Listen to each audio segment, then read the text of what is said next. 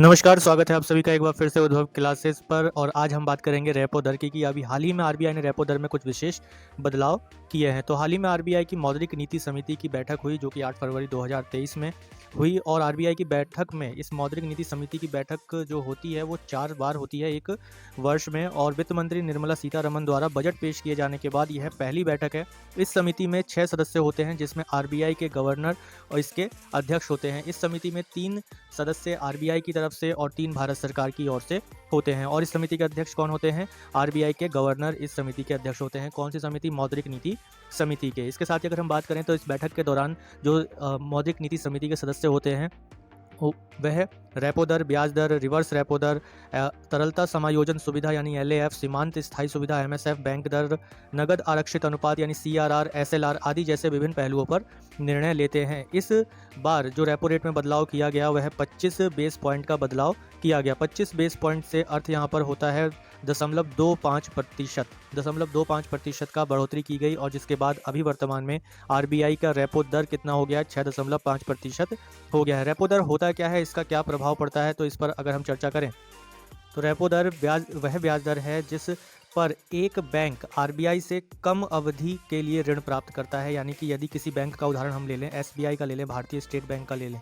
यदि इस बैंक को रुपयों की ज़रूरत है तो वह आरबीआई से लोन लेगा, ऋण प्राप्त करता है। और यह ऋण पर जो ब्याज लगता है उस ब्याज दर को हम रेपो दर कहते हैं। और यह ऋण जो है एसबीआई को अल्प अवधि के लिए दिया जाता है। यानी कि जो अल्प अवधि होती है वह 90 दिनों की मानी जाती है। यानी सीधी सी बात है कि रेपो दर क्या है? वह ब्याज दर है जिस पर कोई भी बैंक यानी कॉमर्शियल बैंक, एक बैंक आरबीआई से कम अवधि के लिए ऋण प्राप्त करता है। और इस ऋण का जो मैक्सिमम टाइम होता है, अल्प अवधि जो होती है, वो 90 दिनों तक की हो सकती है। वर्तमान में अभी हमने देखा कि जो रेपो दर है वो कितना हो गया है? 6.5% हो गया है। इसके साथ ही अगर हम बात करें भारतीय रिजर्व बैंक की, तो भारतीय रिजर्व बैंक की स्थापना भारतीय रिजर्व बैंक अधिनियम 1934 के प्रावधानों के अनुसार 1 अप्रैल 1935 को की गई थी। भारतीय रिजर्व बैंक का केंद्रीय कार्यालय प्रारंभ में कोलकाता में स्थापित किया गया था, जिसे 1937 में स्थायी रूप से मुंबई में स्थापित कर दिया गया है, ट्रांसफ़र कर दिया गया है। तो मुंबई में अभी वर्तमान में क्या है भाई? आरबीआई का हेडक्वार्टर है। आरबीआई का जो राष्ट्रीयकरण किया गया वह 1949 में